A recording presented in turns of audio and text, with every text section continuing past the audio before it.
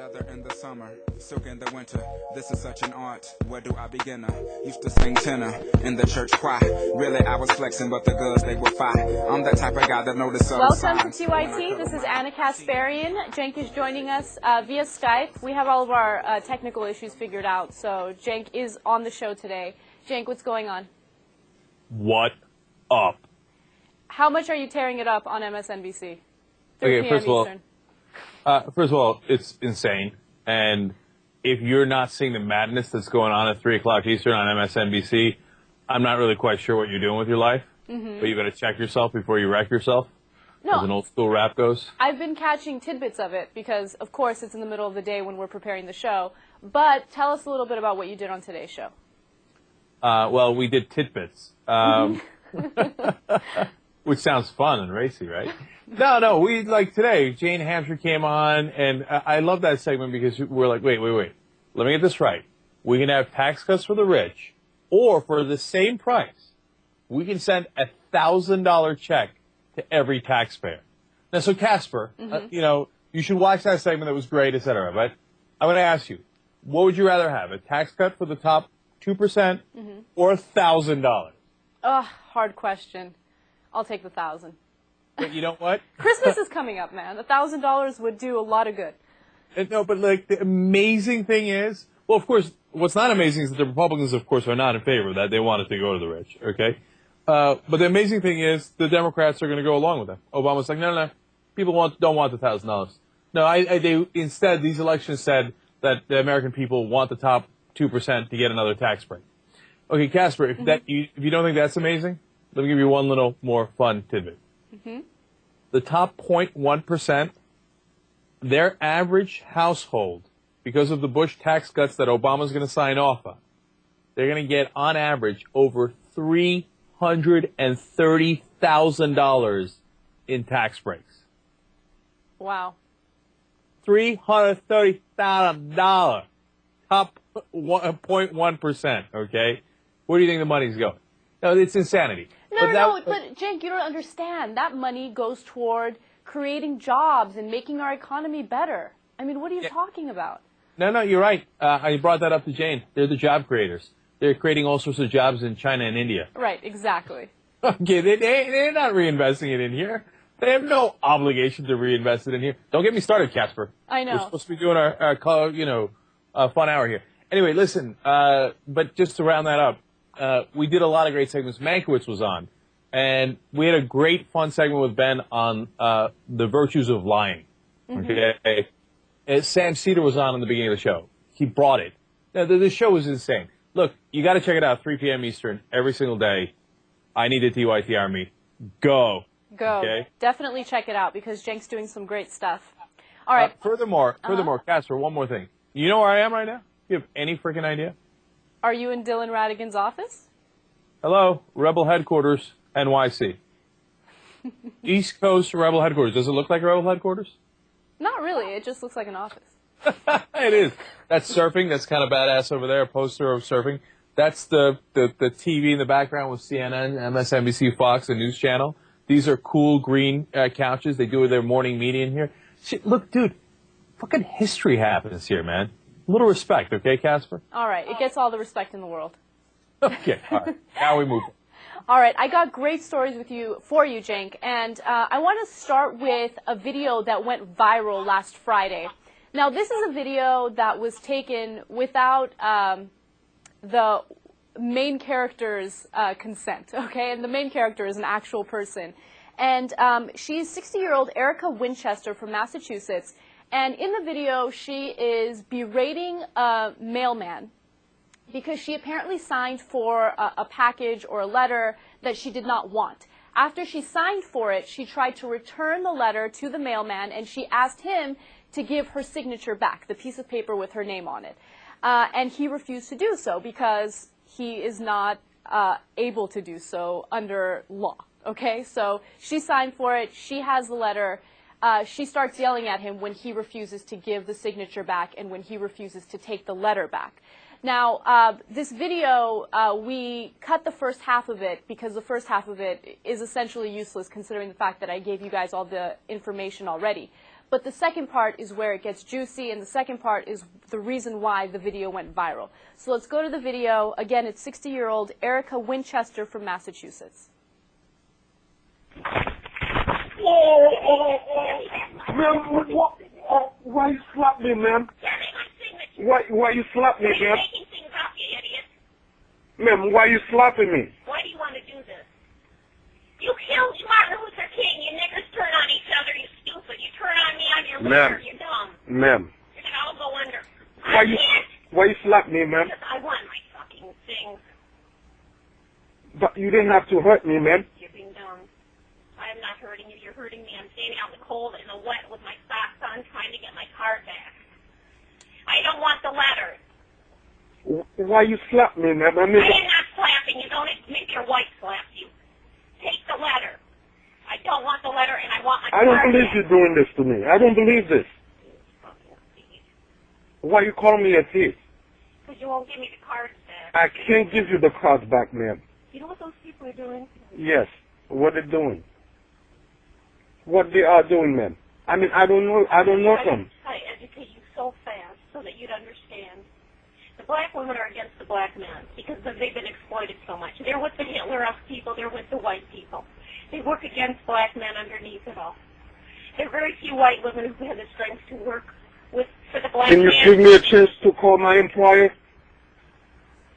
before you slap me again? I cannot, and you're going to turn on me, and then... I'm not going to turn on you, man. I just delivered your mail and you slapped me. But your IQs are lower, and so therefore the people who need to help you, you don't believe in. Because you've been kept from being educated in the norm stream for so many years that the other people forged ahead, and it's true, you have to understand this. My mother taught in a black school, okay? I looked at all the IQ scores of the kids. Well, listen to me. She taught at a black Ma'am, school. I don't want to hear that story. The thing is, I'm here and you...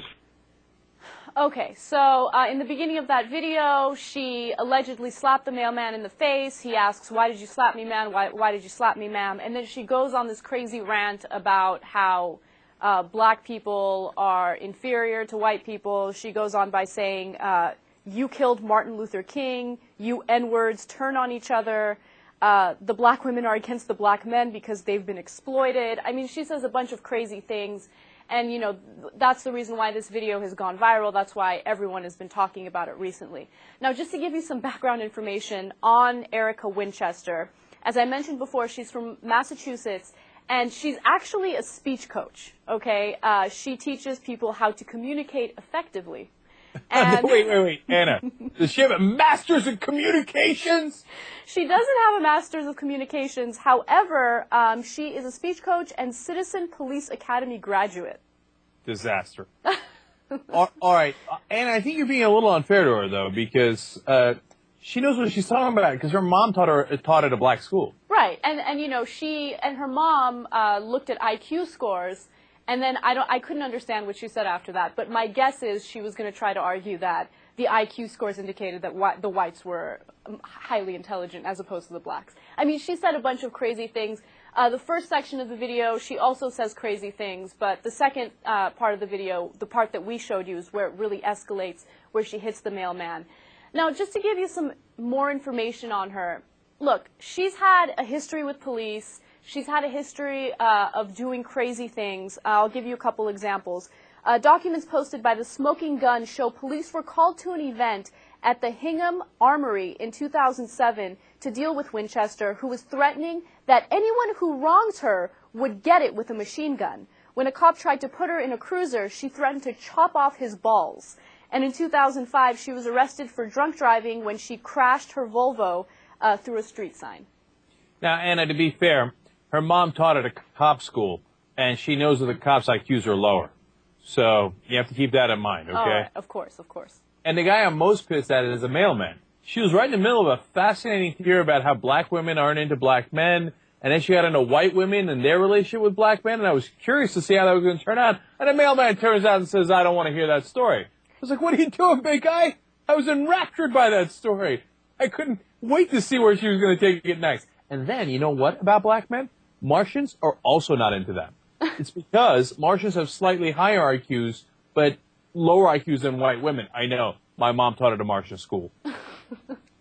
No, I mean, this woman is crazy. And look, I agree with you about the mailman. I kind of wish that he didn't interrupt her because I wanted to hear everything that she had to say. And look, people are making the argument that this is a non-story. It's just a internet video that went viral. It shouldn't get any media attention. But look, the reason why I'm bringing it up now is because this is not an isolated incident. How many times have we done stories this year alone in regards to people who say these crazy things about the black community? It's insane. I mean, what's her name? I was going to call her Debbie Schlussel. Dr. Laura Schlesinger. I mean, that's one incident, you know? There's this woman who says these crazy things to a poor mailman who's just trying to do his job. I mean, she goes on this crazy rant that makes absolutely no sense. So, well, and two things on that. Sorry to jump in. One, you know, it's in the earlier part of the video, she says, "I'm not racist," right? Right. Before she drops the N-word and then goes into her crazy theories about how Martin Luther King was secretly killed by black men, okay, et cetera, right? But, you know, look, have women like this existed for, you know, a very long time? Are there women like this and men like this all throughout the country? Absolutely. So people might say, oh, it's no news. But you know what? On the other hand, people are always saying like, oh, no, come on. We're beyond racism. It doesn't exist anymore. Exactly. That's why I think that this video is important. And look, this is not a video where, you know, I'm bringing it to your attention and saying like, see, America is racist. No, that's not what I'm trying to say. However, people are naive when they say that racism no longer exists in the U.S. People like Laura Schlesinger who say, all of these black people that are complaining about racism, they just got a chip on their shoulder. No, they don't have a chip on their shoulder. Racism does still exist. We can't be dismissive of that. And if we are dismissive of that, we're not going to progress as a country. And you know what? I'm so glad he captured it on tape. Because believe me, if he hadn't, and he went to the post office and said this woman slapped me and told me that black people killed Martin Luther King, you know what? I'm sure half the people wouldn't believe him. And they'd say, oh, yeah, you black people with a chip on your shoulder. You know, yeah, I'm sure she was racist towards you. Come on, we already have a black president. Right, exactly. And, you know, just to give you an update on the mailman, a lot of different news outlets are saying that he got fired because of this particular incident. I just want to let you guys know that that's not true. He actually did get fired for multiple other reasons. The Postal Service claims that he did things like once he drove through someone's lawn with his mail truck, he doesn't get his job done. I don't know, yada, yada, yada. So for those of you who have been misinformed about why the mailman got fired, he did not get fired because of what happened with this woman on that day a year ago. Who knows? Who knows? Maybe his superior was a black woman, and it's a well-known fact that black women don't get along with black men. Right. It's because they've been exploited, of course. Yeah. I heard that somewhere. I'm sure it's true. All right. Let's move on to the next story. Another thing that's in the headlines today is a pastor from a mega church in Georgia has just come out, and he has admitted that he's gay. He was actually married for 20 years and had 4 children. And he never planned on sharing that he was gay. However, the recent gay suicides, particularly the one at Rutgers University, has convinced him to speak out and talk about his sexuality and talk about how homosexuality is not something that you choose. It's something that you're born with. It's something that you can't control. So I have a little video of him. It's Jim Sweely. He's talking about why he came out. The congregation at a Georgia megachurch heard a sermon they will never forget, and they heard it just one recent Sunday. Pastor Jim Swilley, twice married father of 4, stood before them, and a grandfather, as a matter of fact, and announced that he is gay. There are 2 things in my life that are an absolute. I did not ask for either one of them. Both of them were imposed upon me. I had no control over either of them. One was the call of God on my life. The other thing, and I wouldn't have known what to call it at the time, was my sexual orientation. I know a lot of straight people think that orientation is a choice. I want to tell you that it certainly is not. All right, so there he was, Jim Swilley, talking about why he decided to come out. Look, I think that it's insanely courageous of him to do it. You know, I did some research to figure out whether or not he preached against homosexuality. I couldn't personally find anything. Right. But I've got news on that, Casper. He didn't. I found a story about the fact that he has not gone on any sermons against gays or homosexual lifestyle or any of that stuff, and that he's actually runs a very open, non-denominational interfaith church. And so this guy's been open all along. He's not really a hypocrite. Obviously, he kept his life secret, his desire secret. It's a fascinating story. Let me give you some other details to it. First of all, you got to have to give him a lot of credit, right? Because he was married twice and had 4 kids. He really gave heterosexuality a shot. He did, yes. Okay, I mean, it's not like the brother didn't try. Okay, he tried. He's like, look, I'm going to go for it one more time, see how that works out. Nope. After all that, he's still gay. So now he actually talked to his wife, his second wife, before they got married and told her, hey, listen, I got to be honest with you, I'm gay. And he thought that was going to be the end of it. But she said, no, I still want to try. She pushed him into getting married at his second time around. And then afterwards, by then, she's like, no, you're right. It turns out you're gay. Right, exactly. And she filed for divorce, but they seemed to be on good terms, and she told him, like, look, I think it's a good idea for you to come out to your congregation and let them know what the truth is. And before the suicides, the gay students who killed themselves, he said, those words will never come out of my mouth. So he had no intentions on sharing the truth at all until he felt that it was his obligation. He felt that it was something that he could do to help the situation with the bullies going after gay students and stuff. So I love that he did that. I think that that's very courageous, and I wish that there were more people who believe in religion who come out and say, look, being gay is not, first of all, it's not a choice, and second of all, is not a terrible thing. Like, we have to stop discriminating against the gay community. Yeah, 2 other quick things on this that are really good. One, they interviewed some people that were in his church, and they said, honestly, I was kind of close to this idea that, somebody being gay could be acceptable, et cetera, as a lifestyle choice, da-da-da. They said, but when Bishop Swilley came out, like, he's been he's been leading our church for a quarter century. And I really trust this guy. And if it turns out he says that it's not a choice, that he was just born that way, well, then I'm going to go ahead and accept that. You see, I love that, because you know what that shows you? That shows you that you can make a difference. You can change people's minds, right? Exactly. And then the second thing I want to say is Ben and I actually discussed this on the MSNBC show today. Some people get on him, you led a secret life for over 20 years, you got these 4 kids, you were lying to everybody, including your church. But come on, it's 100% TYT pardon on that. Absolutely. Because, and I'm not saying you should do that. Of course, the earlier you're open, the better, right? But having said that, I mean, what's a guy supposed to do? Like, so was he supposed to come out on day 1 and be like, okay, I'm gay? And then they throw him out of church, and then he's done. Maybe, okay, but that's part and parcel of having to deal with all the oppression, et cetera, and people judging you, that it's not crazy that a quarter century ago he didn't declare that he was gay. Right.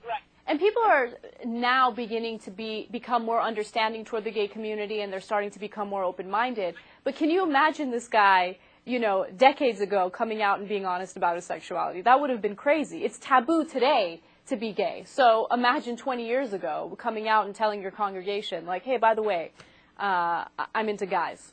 Like, it wouldn't work. Yeah, good luck with that. See how that turns out for you.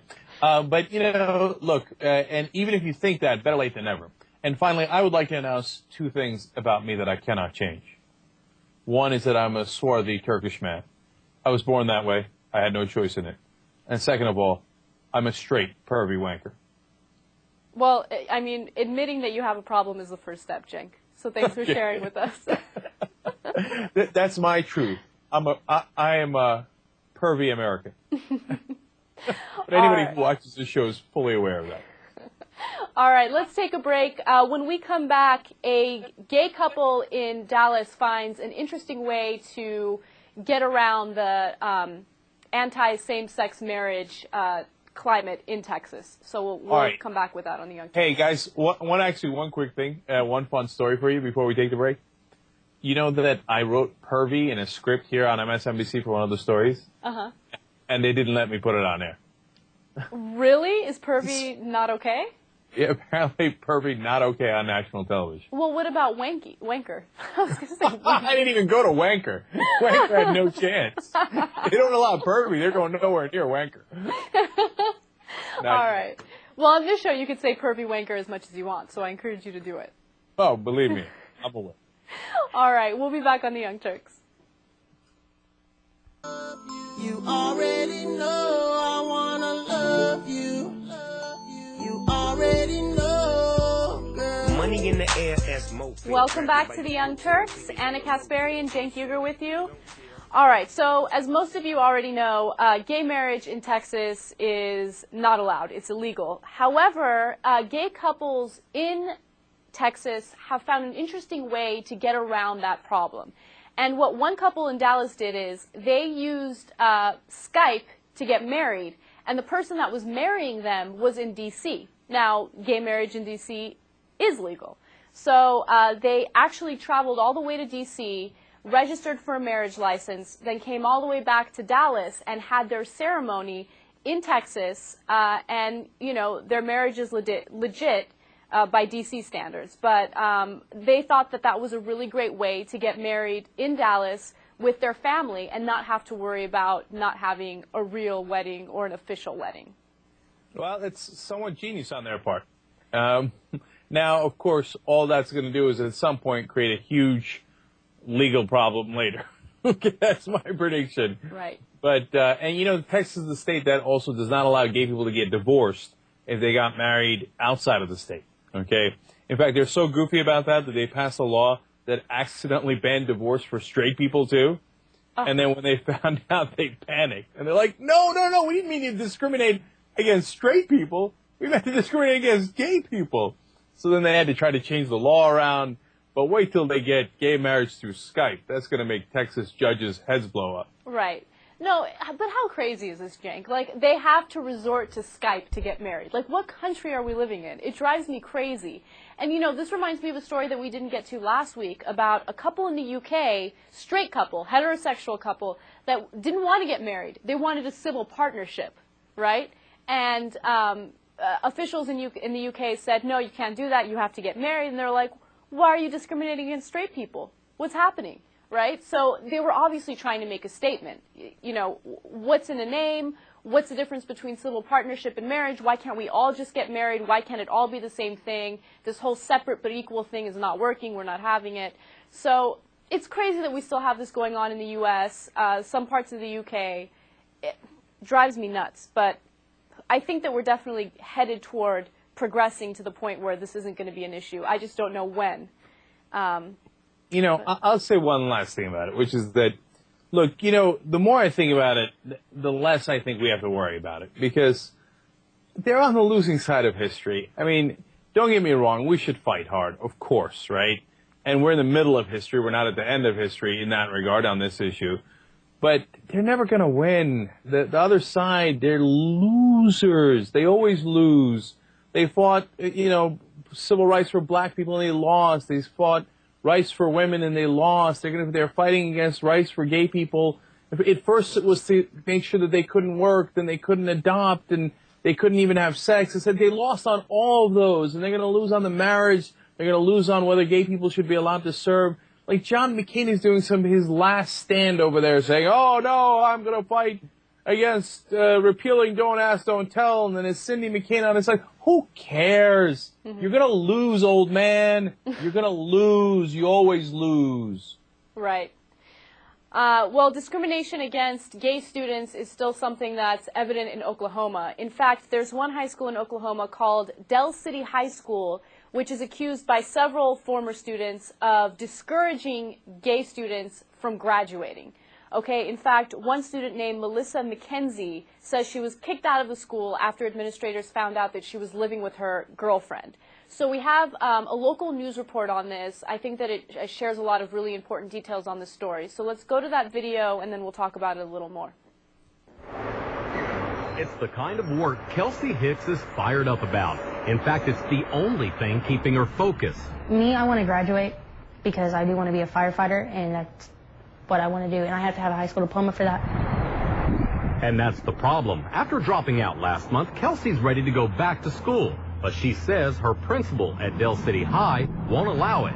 Now, she admits she's far from a perfect student and has been in trouble in the past.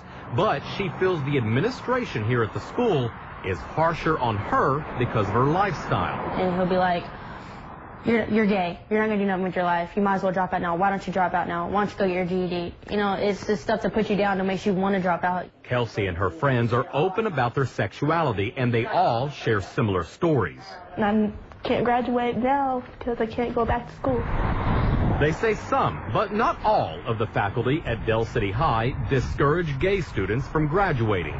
Melissa McKenzie says her principal kicked her out after she moved in with her girlfriend. He was like, now if you go home to your mom's house, you can come back to school.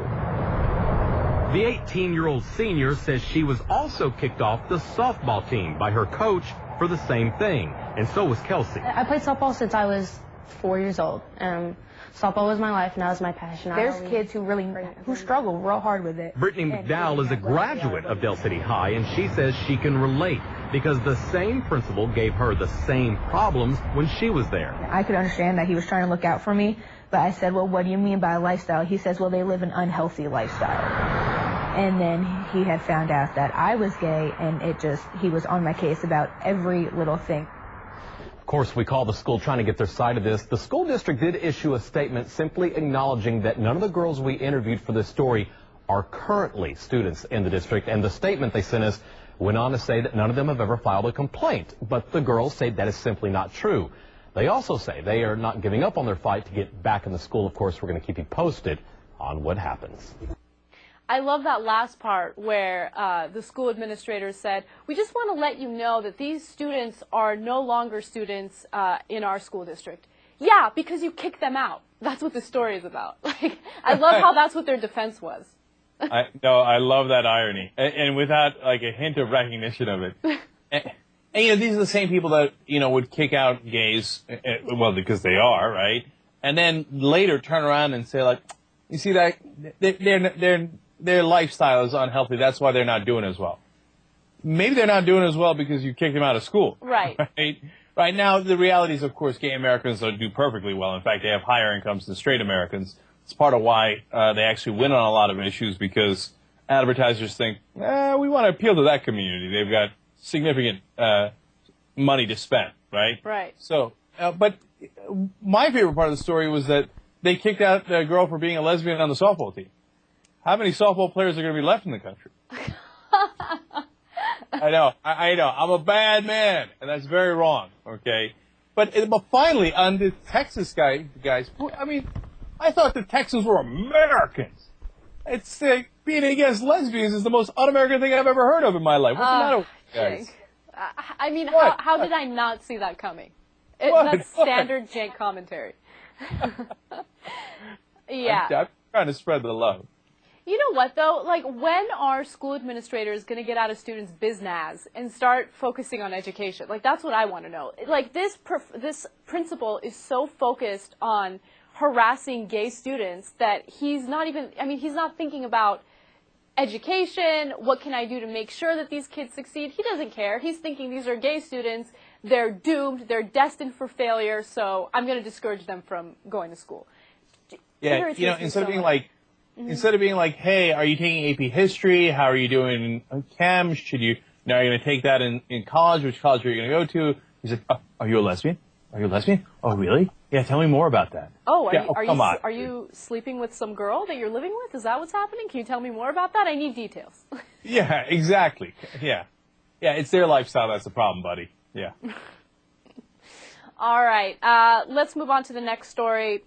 A Los Angeles food stylist got kicked off a Delta flight to be investigated.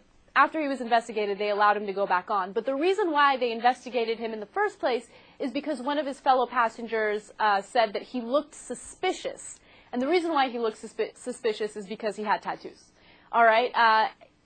Some of the tattoos that he had were letters across his knuckles, and they said atom bomb. Right? So as you can see in the picture right there, atom bomb. And, one of the passengers thought that was suspicious. If you have atom bomb tattooed on your body, you're probably carrying an atom bomb with you, and you're probably going to blow the plane up. So, of course, the flight attendants on Delta pulled him aside, asked him a couple questions. He said, look, it's just a tattoo that has to do with my nickname. My friends call me Atom Bomb.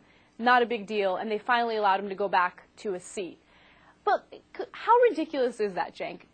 Where all you need is one person on that plane to say that you look a little suspicious, and that's it. That's all that they need. And everyone is so, like, at the edge of their seats and so afraid of what's going to happen and so uptight that, you know, the flight attendants are forced to take you and question you and, you know, interrogate you before they allow you to go back and sit down. It's crazy. Like, this is the way I think about flights now.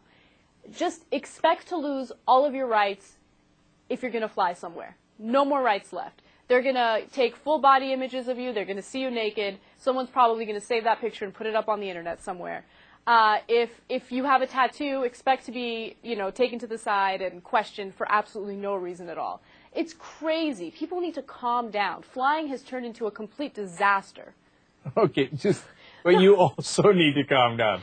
That doesn't happen in like 98% of the cases. No, Cenk, don't. You know why? Okay, how many stories have I read in the past week alone about these crazy advanced pat-downs where they're like jiggling your private parts to make sure you don't have anything hidden in there, or you know, where they're taking these images that we have up on our screen right now, where you can see every body part. It's so unnecessary. These aren't even that bad, but there are some full body scanner images where you can see the exact size of a man's genitalia. Is that really necessary? Yeah. No, of course I don't mind, but anyway.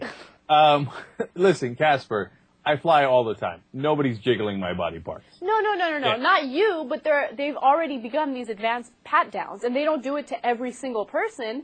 But, you know, if they're going to pull you aside and if you're deemed suspicious looking, yeah, they are allowed to do those pat-downs now. And it's crazy. I think it's so unnecessary. No, I hear you. And somebody said, there's another news story today about a guy saying, hey, don't touch my junk. Which is funny. No, look, they're getting mental about it, and it doesn't work anyway, right? And think about how counterproductive it is, because with Mohammed Atta and the 9/11 guys, they were perfectly clean-shaven. They looked nondescript.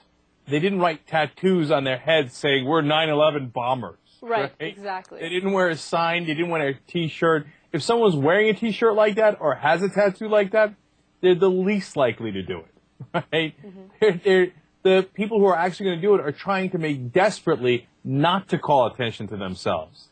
And so it bothers me how irrational people are. That's the other thing. But the main thing I got out of this story is food stylist? Yeah, food stylist. Just to give you a little info about him, his name is Adam Pearson. And what he does is, you know when you're watching those commercials and they have like delicious burgers that look all glossy and delicious? Well, he is one of those people that's in charge of making food look nice with like food makeup.